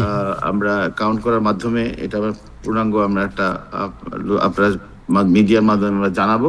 বাট আমরা আনঅফিসিয়ালি ঘোষণা করেছি 34,295টি এই কয়দিনে। 34,295। হ্যাঁ, এবং লাইফ মেম্বার হয়েছে এই পর্যন্ত, পুরানো ছিল 854, 2024 পর্যন্ত। 2025-এ আমরা দায়িত্ব গ্রহণ করার পরে আমরা প্রথম পর্যায়ে নিয়েছিলাম 2025-এ 89 জন লাইফ মেম্বার, এবং আমরা জুনের 29 তারিখ পর্যন্ত 2026 জুনের 29 তারিখ পর্যন্ত আমরা সংগ্রহ করেছি লাইফ মেম্বার 65, এবং গতকাল 16 জন লাইফ মেম্বার হয়েছেন। এবং অনলাইন আপনারা জানেন যে বাংলাদেশ সোসাইটি একটা ছিল, আমাদের ম্যানিফেস্টো ছিল সেলিমারি প্যানেলের, যে আমরা বিজয়ী হলে অনলাইন আমরা চালু করব। সেই অনলাইন আমরা চালু করেছি। সেখানে আমাদের লাইফ মেম্বার হয়েছেন 2 জন, এবং আমাদের লাইফ অ্যাপ্রুভ হয়েছে 4 জন, পেন্ডিং আছে 9 জন সদস্য। আর টোটাল আমাদের সেখানেও প্রায় 22 জনের মতো আমরা লাইফ সদস্য করেছি অনলাইনে। এবং আমাদের এই 34,295 প্লাস আমাদের লাইফ মেম্বার 1,026, সবকিছু মিলে আমাদের টোটাল মেম্বার এখন হতে যাচ্ছে 35,321। আবারও বলছি সংখ্যাটা 35,321 জন সদস্য নিয়ে আমরা আগামী ইলেকশন করতে যাচ্ছি। এই পর্যন্ত ছিল আমার রিপোর্ট। আপনি যদি কোনো কোশ্চেন থাকে। ওকে, সো এই 35,321 জন মেম্বার বাবদ কত টাকা সোসাইটি ইনকাম করেছে আপনার, মানে আয় সংগৃহীত অর্থের পরিমাণ কত? সংগৃহীত অর্থের পরিমাণ হলো 6,69,100। 6,69,100 নতুন মেম্বার, এটা নতুন মেম্বারের জন্য যে আর এখন পর্যন্ত 34,295। সোসাইটির ফান্ডে কত জমা আছে আপনার অল টুগেদার? এটা ছিল এর ফান্ডে আছে, ফান্ডের হিসাবটা তো আমার এই মুহূর্তে নাই, ট্রেজারের কাছে থাকে সাধারণত। তো নিশ্চয়ই এই 6,69,100 এর সাথে তো আরো যোগ হবে বোধহয়, আগে কিছু ফান্ডে তো আগের কিছু অর্থ আছে আপনাদের, রাইট? হ্যাঁ, ফান্ডে আছে। ফান্ডের আপনারা জানেন যে কবরের বিষয় নিয়ে অনেকেই বিভ্রান্তকর তথ্য দিচ্ছে বিভিন্ন জায়গায়, যে কবরের টাকা নিয়ে আমরা খরচ করে ফেলেছি। এগুলো সম্পূর্ণ সত্য নয়। এবং আপনারা জানেন আমরা একটা বাড়ি কেনার জন্য কিছু অর্থ সংগ্রহ করেছি। এর মধ্যে আমাদের শাহনাজ ভাই, ট্রাস্টি বোর্ডের চেয়ারম্যান, তিনি $1,25,000 দিয়েছিলেন ইনিশিয়াল একটা ডাউন পেমেন্ট করার জন্য। আমরা $200,000 আমরা ডাউন পেমেন্টের জন্য অর্থ দিয়েছিলাম, কিন্তু সেই অর্থটা আমাদের ফেরত নিয়ে আসছে, এবং পুরো টাকাটাই আমরা আবার ফেরত নিয়ে আমাদের অ্যাকাউন্টে রেখেছি। এবং শাহনাজ ভাই সেই $1,25,000 যেটা উনি দিয়েছিলেন, ফান্ড দিয়েছিলেন, আর্থিকভাবে ডোনেশন করেছেন, সেটাও আমাদের ফান্ডে রয়েছে। সুতরাং উনি টাকা ফেরত নেন নাই? না, উনি আর ফেরত নেন এই টাকা। উনি বলছে যে না, আমি শুধু 1,25,000 নয়, আমি যখন ফাইনালি এটা হবে, ভালো আমরা একটা জায়গা পাবো, তিনি আরো টাকা এই করবেন, তিনি ডোনেশন আপনারা তো করবেন। নিউ ইয়র্ক স্টেট থেকে বোধহয় আরো কত $45,000 নিউ ইয়র্ক স্টেট থেকে আমাদের অ্যাপ্রুভ হয়েছে, অন দ্য লাইনে আছে, যেটা হচ্ছে নিউ ইয়র্ক বাজেটে সেটা অ্যাপ্রুভ হয়ে গেছে। এখন সেটা আমাদের বিভিন্ন প্রক্রিয়ার মাধ্যমে উঠবে। সেটা হচ্ছে জেনিফার রাজকুমার দিয়েছে $50,000, তিনি অ্যাপ্রুভ করেছেন, এটা উনি ঘোষণা দিয়েছেন। আপনিও ছিলেন সেই একটা অনুষ্ঠানে। আর 50,000 এবং আমাদের জ্যাকসন হাইডের যিনি অ্যাসেম্বলি ম্যান স্টিফেন রাগা, তিনি দিয়েছেন 15,000। শুধু তাই নয়, আমাদের আরো অনেকে আছে। আপনারা জানেন যে স্টেটে অনেক ফান্ড রয়েছে এইসব নন প্রফিট অর্গানাইজেশন গুলোকে, কিন্তু সেগুলো আমরা আজ পর্যন্ত আনতে পারিনি। বাংলাদেশ সোসাইটির এই বর্তমান কমিটি সাকসেসফুলি ভাবে সেই জায়গায় ইন করেছেন, এবং এগুলো যখন আমাদের সিস্টেমের মধ্যে আসবে, স্বচ্ছতার সহিত কাজগুলি করা হবে, দেখবেন বাংলাদেশ সোসাইটিতে এই নিউ ইয়র্ক স্টেটের ফেডারেল এবং নিউ ইয়র্ক সিটির ফান্ড তারা তারা যারাই নিয়ে আসবে বাংলাদেশ সোসাইটিকে হেল্প করার জন্য। কারণ এই সংগঠনগুলোতে এই বাংলাদেশ সোসাইটিতে একমাত্র সংগঠন যেখানে সর্ববৃহৎ মেম্বারশিপ তারা এখানে সংগৃহীত হয়, এবং তারা জানে যে বাংলাদেশ সোসাইটি একটা আনপ্যারালাল সংগঠন, এটা একমাত্র সংগঠন যেখানে ঐক্যবদ্ধভাবে 50 বছর যাবৎ আমরা মানুষের কল্যাণে কাজ করছি। Thank you so much, thank you. Firoz Ahmed, আপনার কাছে যাই। আপনি তো বাংলাদেশ সোসাইটির আসন্ন নির্বাচনে প্রতিদ্বন্দ্বী সাধারণ সম্পাদক। সো আপনার কাছে জানতে চাই যে গতকালকে যেটা বলা হচ্ছে প্রায় 34,295 জন নতুন সদস্য, এর মধ্যে আপনাদের প্যানেল থেকে কত ভোট আপনারা জমা দিয়েছেন? জি, ধন্যবাদ তাহের ভাই আপনাকে। আমি একটু ক্ষমা চেয়ে নিচ্ছি। আমি আসলে আপনি জানেন আমি সন্দীপ সোসাইটির প্রেসিডেন্ট। আমি একটা মিটিং এ আছি, তারপরে আপনার যেহেতু বলেছেন আমি টাইম টিভিতে আসা আমার লোভ সামলাতে পারিনি, আমি বাইরে এসে কথা বলছি। হ্যাঁ, শুরুতে আপনাকে ধন্যবাদ, যারা প্যানেলে আছেন সবাইকে ধন্যবাদ। আর বিশেষ করে এই যে বাংলা সোসাইটির ইতিহাসে সর্বাধিক যে মেম্বারশিপ গ্রহণ করছে সমস্ত ভোটারদের প্রতি কোনো ফিরোজ পরিষদ পক্ষ থেকে অনেকে তো কৃতজ্ঞতা এবং ধন্যবাদ। আপনি প্রশ্ন করছেন আমরা কত দিয়েছি। আসলে শুরুতেই বলবো যে এই নির্বাচনে যখনই আমরা ঘোষণা দিলাম আপনি দেখেন সর্বশেষ বোধহয় 8 বা 10 বছর আগে সর্বশেষ ভোটার ছিল 27,000, এরপরে ক্রমান্বয়ে নিম্নগামী। যখনই আমরা ঘোষণা দিলাম যে আমি এবং কোন ভাই প্যানেলটা নির্বাচন করবো এবার, তখনই দেখলাম মানুষের মধ্যে একটা অন্যরকম উৎসাহ উদ্দীপনা লক্ষ্য করলাম, এবং তার রেজাল্ট হচ্ছে গতকাল যে মোট 34,000 প্লাস লাইভ মেম্বারশিপ 35,000, এর মধ্যে আমরা 17,370 জন আমরা জমা দিই। আমরা বলতে এটা আমাদের আত্মীয় স্বজন বন্ধু বান্ধব আমাদের 21 জন প্রার্থী আছে, সবাইকে ওনারা দিয়েছে, আমরা ওনাদের পক্ষ হয়ে আমরা এটা জমা দিয়েছি। এখন আপনি হয়তো প্রশ্ন, আমি জানি না, বারবার আসার সুযোগ আছে, আপনি হয়তো বলবেন যে সোসাইটিতে কেন আসতে চান। প্রথম কথা হচ্ছে সোসাইটি আমি মনে করি এই মানে বাংলা ভাষাভাষীদের মধ্যে বিশ্বের মধ্যে সবচেয়ে বড় সংগঠন এই বাংলা সোসাইটি। এটা হচ্ছে মেম্বারশিপ দিক থেকে সব দিকে। কিন্তু আমরা দেখি আমরা সোসাইটি এখনো সে গতানুগতিক ধারা থেকে বের হতে পারেনি। আমরা অনেক কথার ফুলঝুরি ফুটাই, কিন্তু বছর শেষে আমরা যখন নির্বাচিত হই আমরা নির্দিষ্ট কয়েকটা কাজে ব্যস্ত থাকি। যেমন আমাদের ইফতার পার্টি, সেটা আমাদের ধর্মীয় অনুভূতির দরকার আছে, ফাইন। আমরা আমাদের জাতীয় দিবস 21 ফেব্রুয়ারি, এছাড়া আমরা মানব কল্যাণে কি করতে পারছি। কমিউনিটি বড় হচ্ছে, মানুষের দাবি বাড়ছে। যেন আমি আমার ট্র্যাক রেকর্ডটা একটু বলি, যেহেতু আমি লাইভে এসেছি। আমি সন্দীপ সোসাইটির প্রেসিডেন্ট হিসাবে আমরা প্রচুর মানবিক কর্মকাণ্ড করি। যেমন আমি গত 2 বছরে আমি 45 পিপলকে দাফন কাফন সম্পন্ন করছি সম্পূর্ণ আমাদের সোসাইটি খরচে। আমি প্রায় $1.5 মিলিয়ন ফ্রি ফুড বিতরণ করছি সন্দীপ সোসাইটি থেকে। তারপর মাইমেরিজ হচ্ছে এখানে সবচেয়ে বড় হসপিটাল, সেখানে ওদের প্রেসিডেন্ট, সিইও, ভাইস প্রেসিডেন্ট সহ যত সিনিয়র অফিসিয়াল সবাইকে আমার অফিসে ইনভাইট দিয়ে এসে আমি 13টি দাবি দিয়েছি যে আমরা ইন্টারপ্রেটার চাই, আমরা হালাল ফুড চাই, আমরা অনেক দাবি দিয়েছি, ওগুলো সব মেনে নিয়েছে। অর্থাৎ এবার আমরা মেম্বারশিপ করতে গেলাম। নাজমুল ভাই আপনার সাউন্ড মিউট করেন প্লিজ।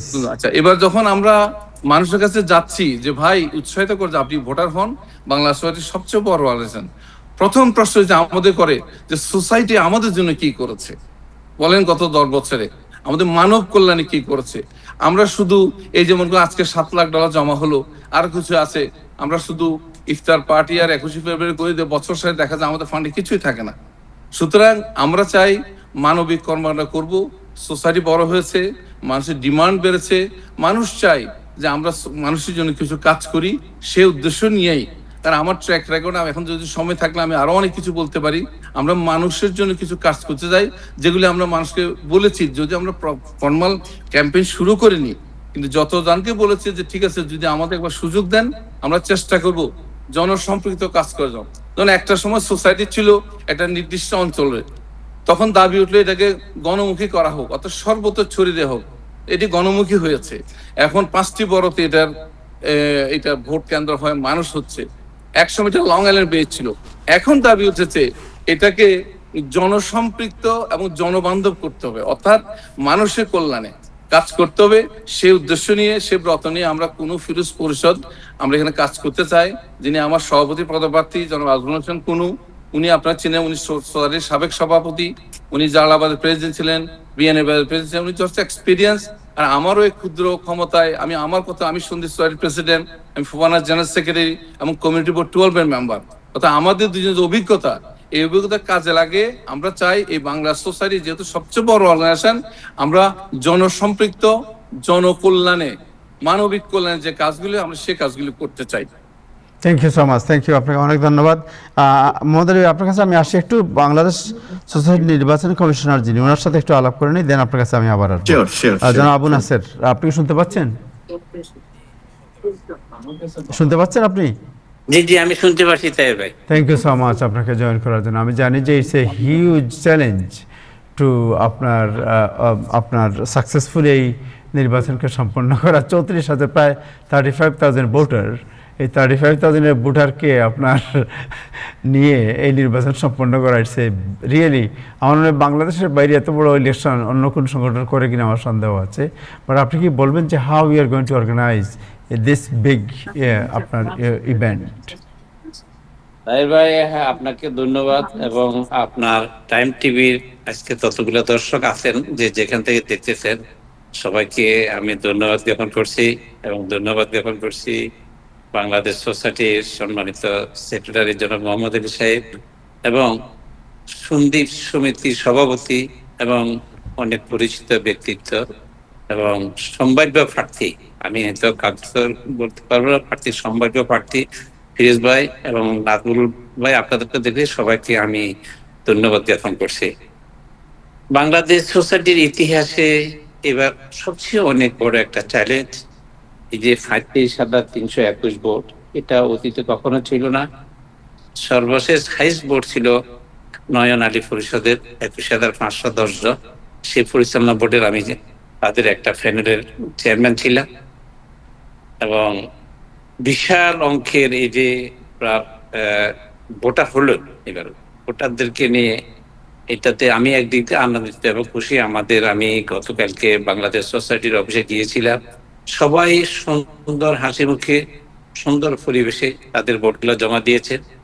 সবাই বাংলাদেশ সোসাইটিতে এখন তাদের অনেকদিন বাংলাদেশ সোসাইটির অনেকটা ব্রেকআপ ছিল, এখন মনে হয় যেন তাদের পূর্ণতা আবার ফিরে আসছে।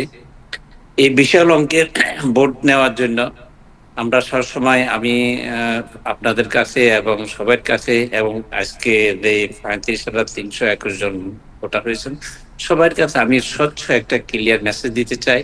আমরা 7 জন বিশিষ্ট নির্বাচন কমিশন আছি, আমরা অত্যন্ত সুষ্ঠু, সুন্দর, ফেয়ার এন্ড নাইস ইলেকশন দিব, কারণ আমাদের কাছে সব ক্যান্ডিডেট সমান, সব ভোটাররা সমান।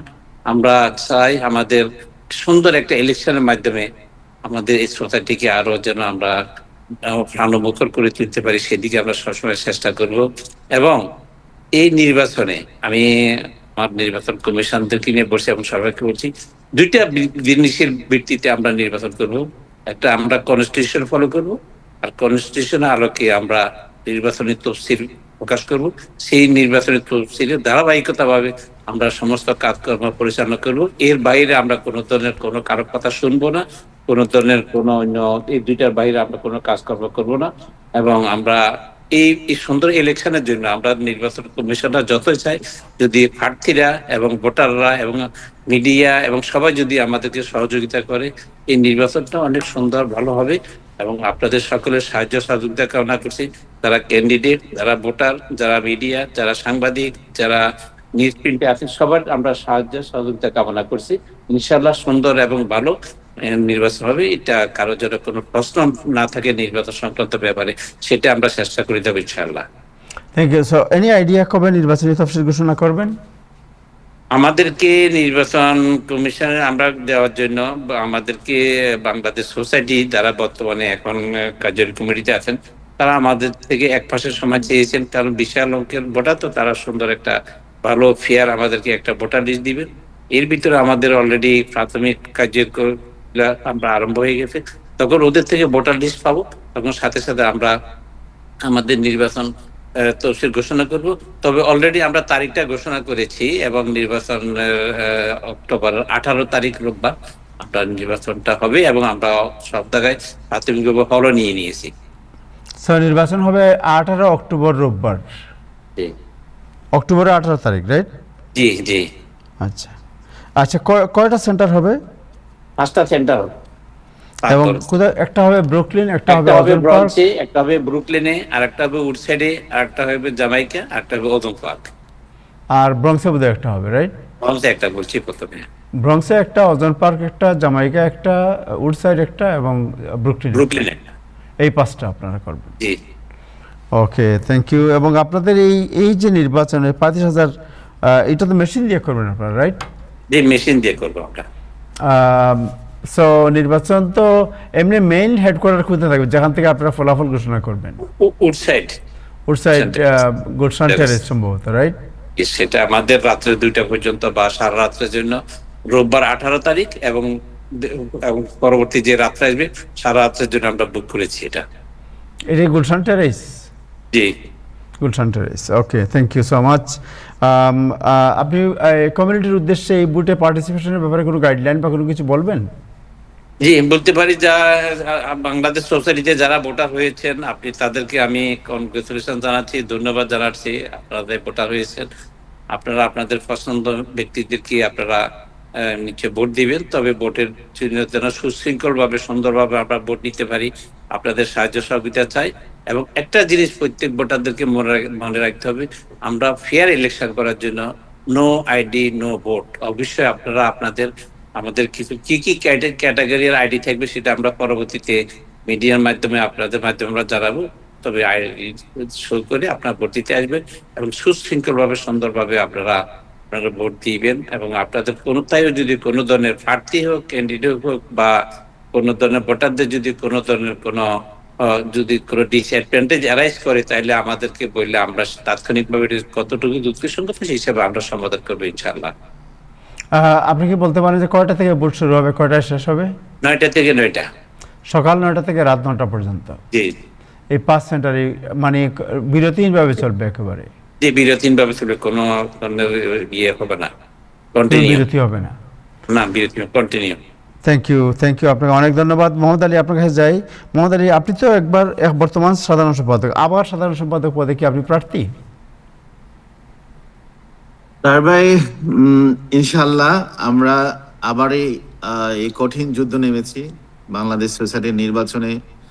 গতবার আমরা সেলিম আলী প্যানেল থেকে আমরা ল্যান্ডস্লাইড বিজয়ী হয়েছিলাম আপনাদের সকলের দোয়ায়, এবং সেটাও ছিল একটা ইতিহাস। কারণ এর আগে কখনো এরকম ভাবে কোনো প্যানেল এককভাবে এত ভোটে বিজয়ী হয়নি। তো এটা ছিল আমাদের জন্য একটা সৌভাগ্য, এবং আমরা মানুষের ধার প্রান্তে সবসময় আছি। নির্বাচিত হলেও থাকবো, নির্বাচিত না হলেও আমরা মানুষের কল্যাণে কাজ করব। তবে যে বিষয়টা আমি একটু বলতে চাই, আমাদের ফিরোজ ভাইকে ধন্যবাদ আজকে এখানে আমাদের সাথে জয়েন করার জন্য। ফিরোজ ভাই অনেক কাজ করেছেন, তিনি আবার এত বড় একটা প্ল্যাটফর্মে আসতে চান। তিনি কিন্তু অলরেডি একটা বড় প্ল্যাটফর্মে আছেন, যে ফোবানাতে তিনি অলরেডি আছেন এই হিসাবে। ফোবানা একটা, আমি মনে করি মানুষের কল্যাণ ধর্মী একটা কাজ, সেখানে আপনি কাজ করছেন, আপনাকে অনেক অনেক ধন্যবাদ। তো ভোটের বিষয়টা আমি একটু পরিষ্কার করি। কালকে আমাদের 2টি টেবিলে ভোট সংগ্রহ হয়েছে, এবং সেই সংগ্রহ অনুযায়ী আমরা যা পেয়েছি সেখানে 26,000 ভোট সংগ্রহ হয়েছে, 26,430টা। এটা ছিল গতকাল 30 তারিখের হিসাবে। তো সেখানে আমি কিন্তু দাবি করতে পারি আমি 20,000 ভোট সংগ্রহ করেছি, 20,000 ভোট কোন রহিম পরিষদে গিয়েছে। আবার অন্যটি প্যানেল যারা ইতিমধ্যেই ঘোষণা দিয়েছেন তারাও কিন্তু দাবি করতে পারে আমরা এত ভোট দিয়েছি। এইটা কিন্তু প্রতিবারই হয়ে থাকে। অনেকে মনে করে যে আমরা আহমেদ বলেছেন ওনারা 17,000 ভোট জমা। আমি ওনার সংখ্যার সাথে আমি কোনো কিছু বলবো না, তবে এতটুকু যে বলবো, আমরা জানি কিন্তু সবাই যে কে কত ভোট দিয়েছে। আমার কাছে পেপার আছে, কালকে যখন আমরা ভোটগুলি সংগ্রহ করি সেখানে কে কত ভোট জমা দিয়েছে আমার কাছে কিন্তু রেকর্ড আছে, এবং এই ভোটগুলি জমা হয় তাদের নামের উপরে, যে ওই প্যানেল থেকে কতটি ভোট জমা হয়, এই প্যানেল থেকে কতটি জমা হয়।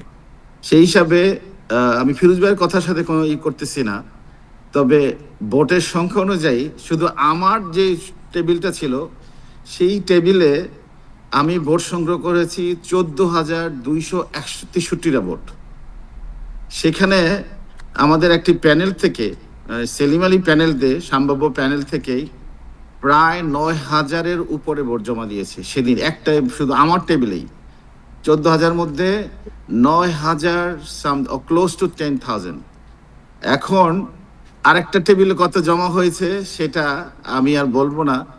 প্লাস এর আগের দিন 29 তারিখে ভোট জমা হয়েছে প্যানেল প্যানেল থেকে সেলিম আলী সম্ভাব্য প্যানেল থেকে সেলিম আলী প্যানেল থেকে অলমোস্ট 7,000 ভোট জমা হয়েছে। 7,000 যে 25টা ভোট, সেখানে প্রায় 6,800 বা 900 ভোট জমা হয়েছে সেই সময়, সেটাও আমি ছিলাম। সুতরাং সংখ্যা আমরা জানি সংখ্যা কে কত ভোট জমা দিয়েছে। সুতরাং অনেকে অনেকভাবে ফেসবুকে লিখে অ্যাডভান্টেজ দেওয়ার চেষ্টা করছেন। ধন্যবাদ সকলকে। আমি কখনোই কারো বিরুদ্ধে কোনো কথা বলবো না, শুধু আমার কথাটা আমি বলে গেলাম যে আমরা কিন্তু জানি কে কত ভোট জমা দিয়েছেন। সুতরাং আমি সবার ভোটারদের উদ্দেশ্যে বলবো, আপনারা বিভ্রান্ত হবেন না। ভোট যখন আসবে, ভোট হলো জনগণের কাছে, জনগণ ভোট দিবে, যাকে ভালো মনে করে তাকেই দিবে। সংখ্যা দিয়ে কিন্তু প্রকাশ করে কিন্তু এই জিতা যাবে না, এটা হচ্ছে আমার কথা। আর সবাইকে আবার ধন্যবাদ। নির্বাচন কমিশনার, চিফ ইলেকশন কমিশনকে একটু ধন্যবাদ দেই যে তিনি একটা বিরাট ঐতিহাসিক নির্বাচন করতে যাচ্ছেন, যে বাংলাদেশ সোসাইটির ইতিহাসে এত ভোট সংগ্রহ হয়নি। আমরা যদি কাজই না করতাম বা আমাদের প্রতি যদি মানুষের দোয়াই না থাকতো, যদি আস্থাই না থাকতো, তাহলে 35,000 ভোট কিন্তু সদস্য সংগ্রহ হতো না, যেটা কখনোই হয়নি। এর আগে সেলিম আলী, নয়ন আলী প্যানেলের কথা বলা হয়েছে। ওই সময় কিন্তু আমি ট্রেজারার ছিলাম, তখনও কিন্তু 7,500 ভোট আমরা সংগ্রহ করেছি এবং আমি তো একটা দায়িত্বে ছিলাম। সুতরাং এ থেকে আপনারা বুঝতে পারেন যে আমাদের ট্রান্সপারেন্সি রয়েছে, মানুষ বিভ্রান্তমূলক তথ্য দিচ্ছে, এগুলোর প্রতি আমি অনুরোধ করব ভোটারদেরকে, আপনারা বিভ্রান্ত হবেন না। আমরা জানি, আমি ফিগার বলবো না, যেহেতু এখনো আমি ইয়ের মধ্যে আছি, এই ধরনের ফিগার বলে আমি বিভ্রান্তি সৃষ্টি করতে চাই না। যেহেতু সাধারণ সম্পাদকের দায়িত্ব পালন করছি, আমি দায়িত্বশীলের জায়গায় আমি বলতে পারি এই ধরনের তথ্য আগে থেকে দেওয়া ঠিক হবে না। জনগণ নির্ধারণ করবে কে বিজয়ী হবে, কে দায়িত্বে যাবে। আশা করি এই বিষয়গুলি আপনারা একটু সুনজরে দেখবেন, বিভ্রান্ত না ছড়ায় আমরা আসেন জনগণের কাছে যাই। আমরা কি করব আগামীতে সেই তথ্য নিয়ে আমরা কাজ করি। আর আমার কথা হচ্ছে, আমার রেকর্ড অলরেডি আছে, আমাদের Selim Ali panel already record আছে, তবে কাজ করতে গেলে কিন্তু ভুল হবেই। যারা কাজ করে না তাদের কিন্তু কোনো ভুল নাই। এখন আপনারা বলবেন এ করেছি সে করেছি, আমি এখন প্যানেলের হয়ে কথা বলছি। জনগণ সিদ্ধান্ত নেবে কার প্রতি তাদের আস্থা রাখবে। ধন্যবাদ। Thank you so much. আপনি প্রশ্ন করতেছিলেন, বলেন। আমি প্রশ্ন করছিলাম যে আপনি আবার ইলেকশন কেন করছেন, হোয়াই? আমার কাজ, আমি যে আপনি যে প্রশ্ন করেছেন, ধন্যবাদ। আপনারা জানেন যে বাংলাদেশ সোসাইটিতে নির্বাচিত হওয়ার 2 বছর টার্ম থাকে এবং আপনারা জানেন যে দায়িত্ব নিতে নিতেও প্রায় 1 মাস চলে যায়।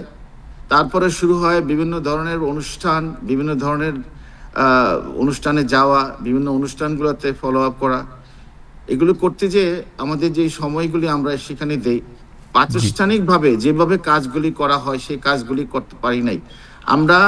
এবার দেখেন, বাংলাদেশ সোসাইটির মাধ্যমে এই প্রথম এই ফেডারেল থেকে আমরা ফান্ড নিয়ে আসছি এবং আমরা সিটি, স্টেট এবং ফেডারেল পর্যন্ত আমরা পৌঁছেছি। আপনারা নিজেরাও দেখেছেন, আমরা ফেডারেল সিনেটরের আমন্ত্রণে আমরা ক্যাপিটাল হিলে গিয়েছি বাংলাদেশ সোসাইটির ফান্ড আনার জন্য, এবং তারা আশ্বস্ত দিয়েছে আগামীতে আমরা অ্যাপ্লিকেশন করব।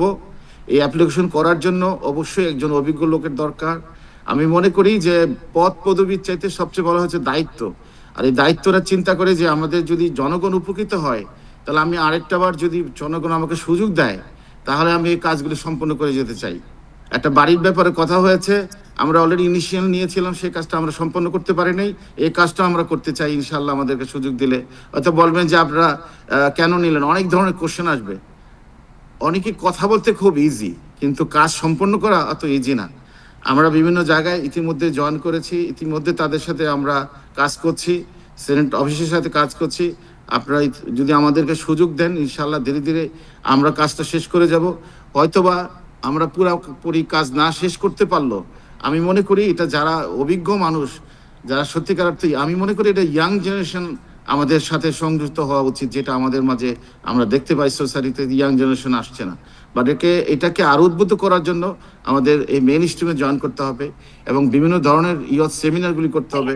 ইতিমধ্যে আমরা অনেক করেছি, আজকে আমি এই বিষয়গুলি বলতে চাই না। একসময় আমাদের আপনার মাধ্যমে বলবো, আপনারা একটা ডিবেটের আয়োজন করেন টাইম টেলিভিশন থেকে, জি। আমরা তখন বলবো আমাদের কথাগুলি মানুষের কাছে তুলে ধরবো। Thank you so much, thank you. Firoz Ahmed কিছু আছে আর বলা? আমাদের সময় খুব কম, 1 মিনিট। জি জি জি তাহের ভাই, আমি প্রথম কথা হচ্ছে যে আলী ভাইকে ধন্যবাদ। উনি বর্তমান secretary, I have every respect on him. উনি একটু আগে বললেন ডাইনিং টেবিলে এত, বাম টেবিল, আপনি কি কোথাও অ্যাসাইন করা ছিল যে ডাইনিং টেবিল মানে সেলিম আলী, বাম টেবিল মানে ফিরোজ আলম, কোন ফিরোজ? তো আপনি যদি এটা কোনো লেখা না থাকে, হাউ ইউ ডিফাইন যে ডাইনিং টেবিল সব আপনার? আমি এগুলি বলে মানে বিভ্রান্ত না করার জন্য আমি অনুরোধ করব, কারণ আমি আমার রেকর্ড দেখে বলছি আমরা 17,370টা জমা দিয়েছি। কারণ আপনি একটু আগে বললেন যে আমি যে টেবিলে নিয়েছি, আপনার টেবিলে কি লেখা ছিল যে এটা শুধুমাত্র সেলিম আলী প্যানেল ছাড়া অন্য কেউ দিতে পারবে না? আমি তো জানি আমাদের নিজস্ব কয়েক হাজার পর আপনি এখানে জমা হয়েছে, সুতরাং সে বিতর্ক যাবো না। আমি এখন অনুরোধ করব, ভোট জমা হয়ে গেছে, এখন ভোট দিবেন সম্মানিত ভোটার বৃন্দ। আমি ওনাদেরকে বলবো, আপনারা অন্তত পক্ষে আমার চেয়ে বেশি বুদ্ধি রাখেন। আমি ভোটারদের অনুরোধ করবো, আপনার বিচার বুদ্ধি বিবেচনায় ট্র্যাক রেকর্ড দেখে যাদেরকে আপনি মনে করেন যে সোসাইটি আগামী 3 বছর রান করবে, আপনি তাদেরকে ভোট দেবেন।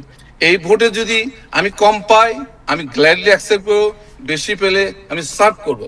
আর একটা কথাই বলতে ভুলে গেছি, সোসাইটির অ্যাকাউন্টস নিয়ে প্রচুর কথাবার্তা হয়, যে দেখা যায় 8, 9, 10 দিয়ে শুরু হয়, যাওয়ার সময় একদম খালি থাকে। আমরা যদি নির্বাচিত হই, আমি একদম গ্যারান্টি দিয়ে বলতে পারি, এভরি পেনি আমরা সিপি দ্বারা অডিট করে পাবলিকের সামনে আমরা উপস্থাপন করব এবং জনকল্যাণে মানুষ সরাসরি উপকৃত হয় সে ধরনের কাজগুলি করব। এবং আমরা কোনো রং প্রমিস করব না, যেটুকু পারবো সেটুকুই বলবো। এবং এই মুহূর্তে আমাদের বার্নিং ইস্যু দুটা, যেমন এই মুহূর্তে আমাদের বিমান নাই, আমরা যখনই যে দায়িত্ব থাকেন বিমানটা আনার জন্য আমরা আপনার চেষ্টা করব। দ্বিতীয়ত আমাদের কমিউনিটি সেন্টার একটা অত্যন্ত জরুরি কাজ, নেপালি থেকে সুগির সমস্ত কমিটি আছে কিন্তু আমাদের নাই। আমরা এই দুইটা প্রায়োরিটি দিয়ে এবং অ্যাকাউন্টস একদম ক্রিস্টাল ক্লিয়ার হিসাব রেখে আমরা চেষ্টা করব মানবিক কর্মকাণ্ড পরিচালনা করার জন্য। এ হচ্ছে আমার কথা। আর ভোটের হিসাবটা নিয়ে আমি আর কোনো বিতর্ক জড়াবো না। আলিম আমার বন্ধু মানুষ, with due respect to you, voter জমা হয়ে গেছে।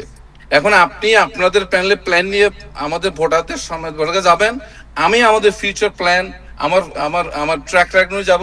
আপনি গত 2 বছর কি করেছেন সেটাও মানুষ জানে এবং আমি সেটাও আপনি বলবেন যে আপনি কি করেছেন, কি করতে পারেননি। আমরা তো অনেকগুলি শুনেছি। তো আমি সবাইকে অনুরোধ করবো, ভোটারদের প্রতি আমার একটাই অনুরোধ, আপনি বিচার বুদ্ধি বিবেচনা যাকে আপনি ভালো মনে করেন তাকে আপনি ভোট দিবেন। এটা হচ্ছে থ্যাংক ইউ আমার সো মাচ, কথা। Thank you. আলী ভাই যদি কোনো উত্তর থাকে আমি 30 সেকেন্ডে শেষ করে দিই। ফিরোজ জি। ভাইকে ধন্যবাদ। উনি শেষমেশ আমার কথায় আসছে যে আসলে ভোটারের সংখ্যা বড় না, আমাদের জনগণের কাছে যেতে হবে। আর আমি যে উল্লেখ করেছি টেবিলের কথা, এটা একটা আমাদের সবসময় একটা ট্র্যাডিশন থাকে, সেক্রেটারি একটা টেবিলে নেয়, ট্রেজারার একদিকে নেয়। আমি এই কথা বলার চেষ্টা করেছি, আমরা কিন্তু টেবিলেই ছিলাম। এই টেবিল ওই টেবিলে কত হয়েছে সেই সংখ্যা আমরা জানি, কিন্তু আমি ওগুলো বলবো না, যেহেতু আমি একটা দায়িত্বে আছি। আপনারা ঠিক আছে, বলতে পারেন thank you. আপনাদের মতো করে, ওইটা মানুষ বুঝবে। এই জন্য বলছি যে আমাদের সংখ্যাটা না বলে, আমরা বিভ্রান্ত না করে আসুন মানুষের কাছে যাই।